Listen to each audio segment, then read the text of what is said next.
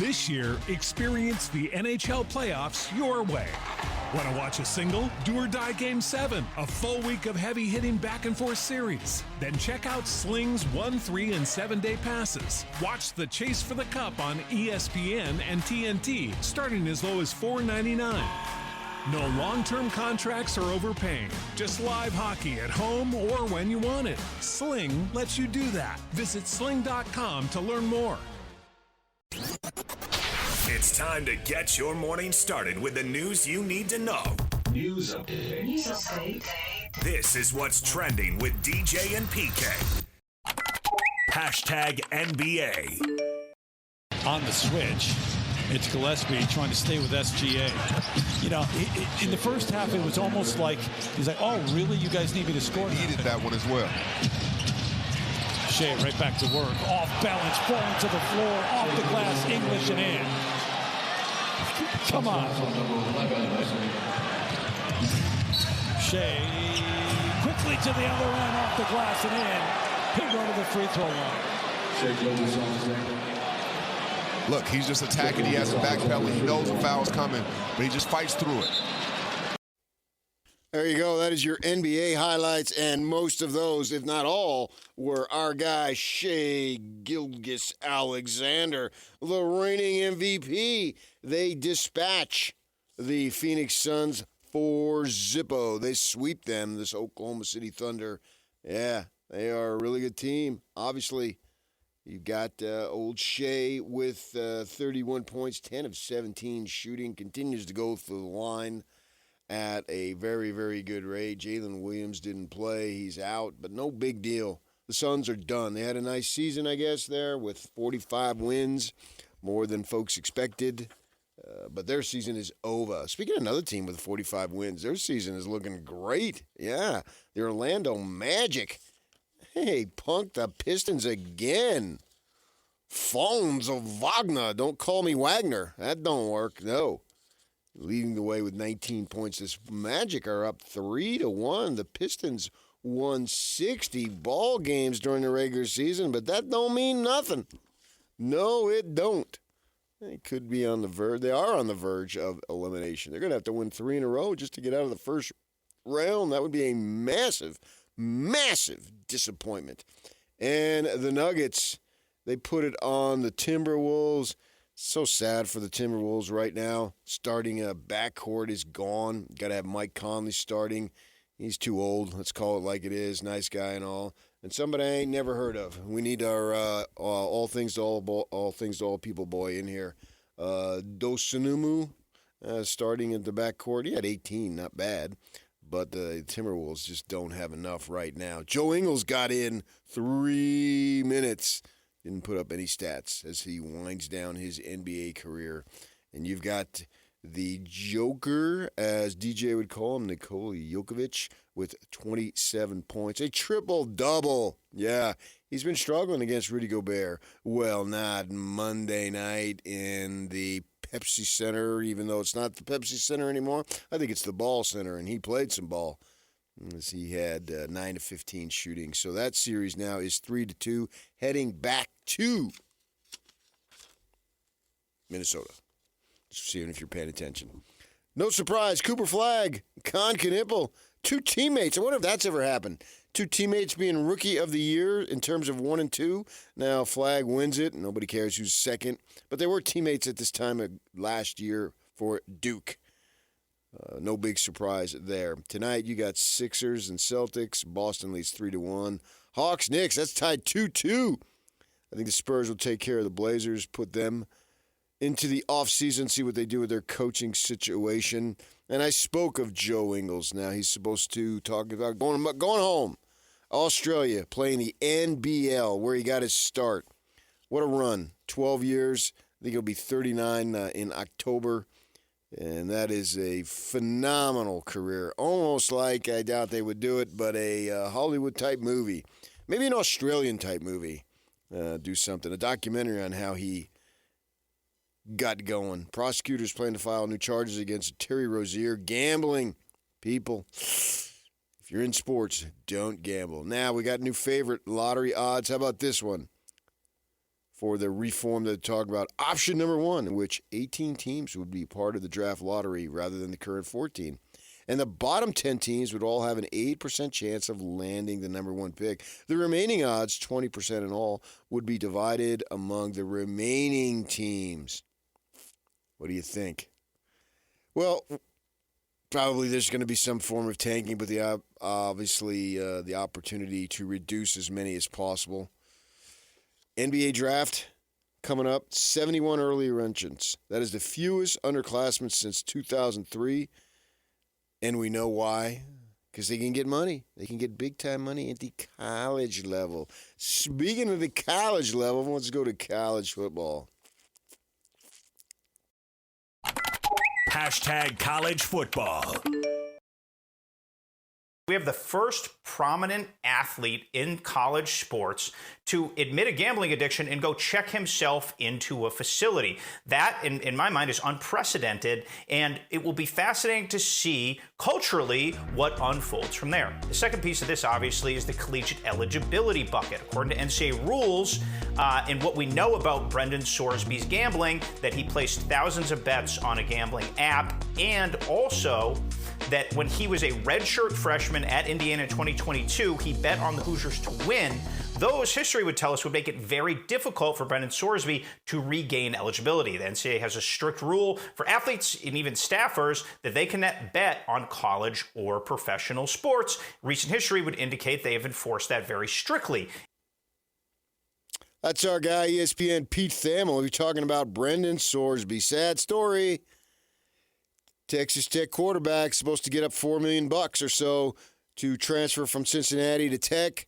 Cody Campbell, the big-time booster, he will not be outbid. In fact, when they got punked by Oregon in the NCAA playoffs, old Cody said, we will double down and spend even more money as they try to capture something that has not been possible for somebody like Texas Tech. And Sorsby was going to be their guy, the big-time quarterback. Well, now he's got to go. He's going to go into the gambling rehab. We'll see how that works. Hopefully for this young man, it works well. I would think, according to what Pete and others have said, I spent some time on this last night, that he would be done playing college football by going in here and getting himself in order, that he could be able to enter the NFL, right? A treatment program. And, I always thought all along that the situation with the Big 12 was who was going to join Texas Tech in the finals in December, in the final game. Because they're spending money hand over fist, as they say, and they're buying really good teams and really good players. And they were going to be in there, and it was a matter of who were they going to play. Now it's Friday night, the first Friday in December. They moved it back a day. Well, this opens it up because now they got an issue at quarterback. Now Hammond, the kid who played in relief of Brendan Morton was his name last year, that he looked really good in that game against Utah, right?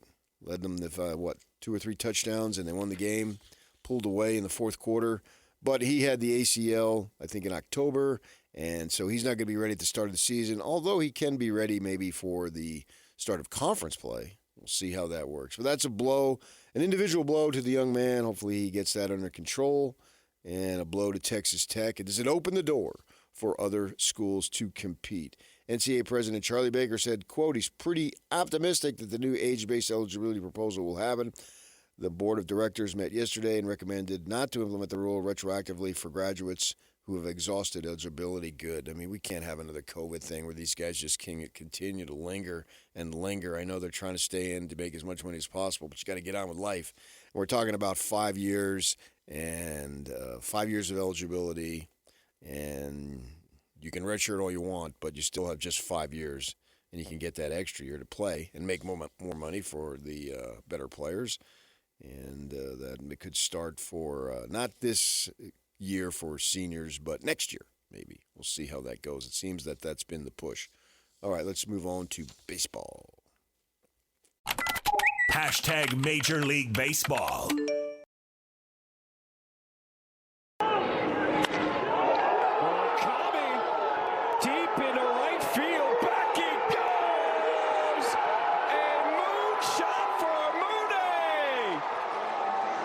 The Sox take the lead here in the 7th.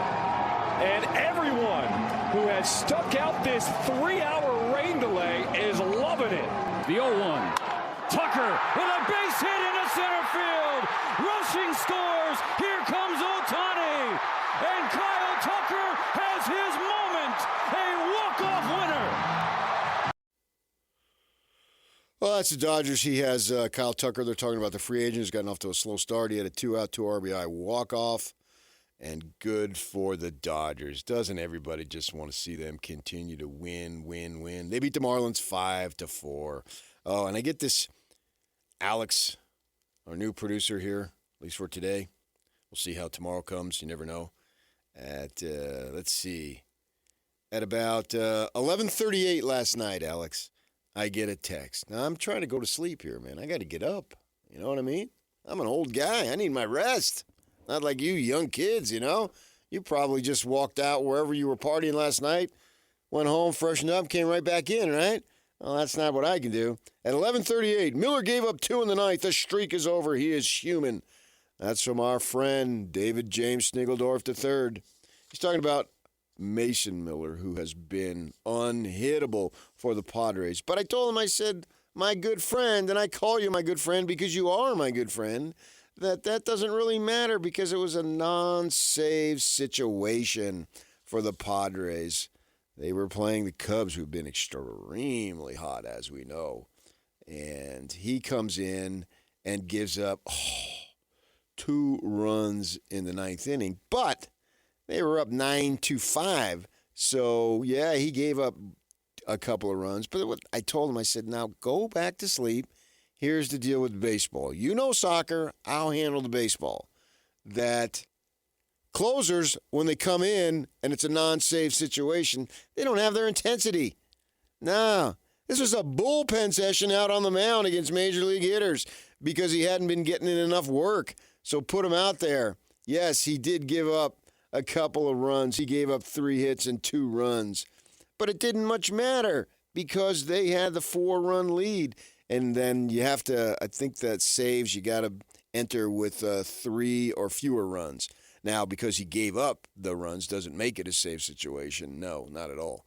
If somebody else would have come in and got the final outs, it would have been a save, but not for Miller. So have no fear. Mason Miller's still throwing over 100, and it don't matter much that he didn't get the save in that situation. So we'll see. Yankees continue to be hot. Going to Texas, beat them 4-2. Break up the Yankees is away they go. All right, it was a light night in MLB. We'll be in it Monday, although there was a fair amount of games. The Guardians are bringing up their number 1 stud. I follow the baseball app on my phone. Yeah, they've got that going on there. He is he's the number 1 draft pick. Aussie Bazana is his name. He's the number 1 draft pick from just 2024. So we'll see how that goes. And if they can get going a little bit, the Guardians are moving along at 15-15. So they're kind of running in place. So there you go. That is your MLB for the day. All right. Now we're going to do some BYU followed by Utah State, and I am looking forward to that. Go ahead. Make game day yours. Tickets, food and drinks, stats, and streaming. Everything you need is in the Utah Mammoth app. Download today and make game night easy. Download on both Android and iPhone. Just top. #BYU. We'll start with the college basketball. We said 71 early entrants. There's fewer underclassmen since 2003. And, of course, A.J. DeBonsa leads the way. I think he'll go number 1. We'll see how that plays out there. And Kennard Davis put his name in there. And did you see A.J. DeBonsa? He expressed his gratitude on a LinkedIn post. Wow, that guy. Has he not been all that in a bag of chips? Yeah, continuing to pour out the love for BYU. That's kind of cool to see. You know, we only knew he was going to be there 1 season, and we knew that, and it's no big surprise. So with that in mind, away he goes. into the NBA. But just like the Yegor Denim or Dielman, a couple of non-LDS guys who really enjoyed their time in Provo. We saw BYU basketball on their social media posts but put pictures of Yegor coming back to work out. We'll see what AJ does. You know, he said last week that he's going to continue to be online and get his degree from BYU. So that's just a phenomenal success. And also, too, I think it'll pay dividends because BYU makes the top 5 for this 5-star Obinna Akizi Jr. Yeah, we'll see how he does. Now, I think that they already got Bruce Branch, and I just looked at 2027 mock draft the other day. It's sitting right there. Number 1 was Bruce Branch. Can BYU have the number 1 pick 2 years in a row? Is that possible? Yes, it is possible. How about that? We'll see how that goes. Former BYU guard K.J. Perry is going to go to Fresno. Good for him. As I understand, that just wasn't the right fit. He was just there for a little bit, and away he goes. All right, Utah State up next. Hashtag Utah State. Utah State in a move that just seems that it was inevitable. Maybe you can argue what took so long. They are going to retire his number, Bobby Wagner. Did they announce a date? Alex, do you know that? Do we have a date on that? I didn't. Oh, no. He wore number 9. I remember that when he was a linebacker there. And what a star linebacker he's been in the NFL for sure. He was selected in the 2nd round, we know, by the Seahawks in 2012. Had opportunity to win at the highest level there. Then, okay, halftime, that was on the air, right?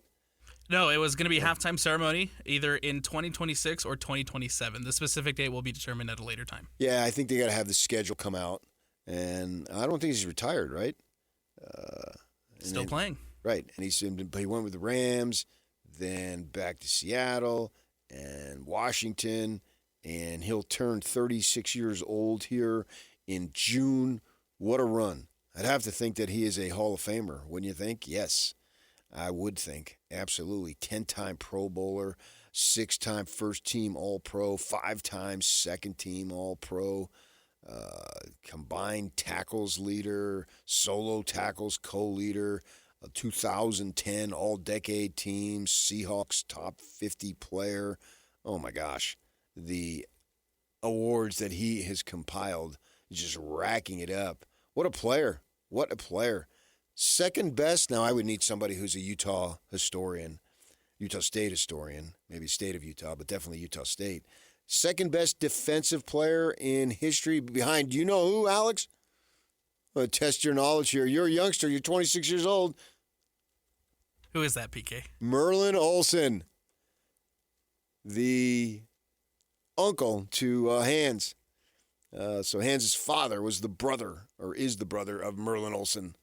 And Merlin Olsen, wow, he was a big-time star too. But Bobby Wagner, now any of you, I don't have the history of Utah State. I'm not going to pretend that I do. I don't have all answers to all questions sports-wise. If you have an idea who could be in that running for second, because we can get Scotty G. We can ask him. Now, he's coming up here at 10 o'clock. I think they might be on remote today. I'm not sure. With the coach, Tim Lacombe. Is Bobby Wagner the second best player from the defensive side? I can't put him over Merlin Olsen. What do you think, people? Hit me up. PK Kinahan is my Twitter if you know of anybody. I think they had Cornell Green played in the NFL, right? He was a defensive back for Utah State. Let me know. I think Wagner would be right there, wouldn't he? Good for him. All right, let's get to the story of the day. Hashtag NHL. Hannafin again, left point. He sends this down the wall. Hannafin stabs it near point. Flying one wide, and they score! Tipped in by Cole Smith. It was going wide, and Smith got a tip on it to make it 3-0. Sends it down the wall for Uyghur. He funnels one towards the front. Back out to Sergachev. Gunter looks in. Carcone dials one up and scores! We're tied! 3-3, and puck took a funny hop off the stanchion in favor of Utah. And it's Sergachev parading to center. Small stick handles in, looking for Keller. He gloves it down. Keller in front. Bouncing puck. They score! The captain gives Utah the lead in Game 4. Voltas down the ice with Vegas recollects. Eichel tipped it along for Barbashev. Eichel in front, stopped by Pamelka. The puck goes behind the net. Pamelka with a point-blank save. Eichel tried a back play. Follow-up, they score. That one's going to count. Shea Theodore wins it in overtime for Vegas. 52 seconds left in OT. What a puck game. Oh, man. Puck's up. Wow. 5-4 in overtime. You're thinking, oh, my gosh, Vegas. Okay, upstart Mammoth. We're going to put you in your place. 3-zip. Well, they did that for a bit. And then, sure enough, Utah come roaring back. 3-3. And then actually takes the lead, as you just heard Mike Folta. He's scheduled to join us at the top of the hour. And then it goes into overtime. Just about, less than a minute to go in that first overtime. See how it would have played out. But it didn't need to go to anything beyond that as Shea Theodore puts in the winner. They'd had one earlier that was waved off with just a little over halfway through the overtime. And everybody went nuts there at the Delta Center. And, wow. And I'm watching this game, man. Goals, you got to – what happened? How'd that puck get through? The winner, I still don't know how it got through. Sitting there watching it and wondering what's going to happen. That was a phenomenal game. I mean, I just can't say anything more than that. Wow. That was an incredible game. We got ourselves a phenomenal series here now. 2-2, obviously. And good thing we don't have to wait 3 or 4 days for the next one. Get going already. Heading down to Vegas, right? Wednesday night. So they can travel down today. Plenty of time, obviously not that far. And away we go. Game 5 in this best-of-7 series is Wednesday. Super exciting. About all you can ask for in this series of their first opportunity in the playoffs. We will talk hockey this morning for sure. Jake Scott going to join us. Mike Folta, I just said, at 8 o'clock. And then we'll go from there. A couple of guests we're working on. Stay with us. What is Trending is brought to you by and sponsored by Shamrock Plumbing. No job too big or too small. Get the personal touch with Shamrock Plumbing. Okay, there we go. I guess there's a couple other hockey notes. Penguins, they avoided elimination again with a 3-2 win over the Flyers to send the series back to Philly. A lot of good postseason hockey going on, and we have the other series, Anaheim and Edmonton. We'll see how that goes. Can Anaheim close it out? A lot of stuff to be talking about with hockey. We got Jake Scott coming up next. Stay with us right here, 97.5, the KSL Sports Zone.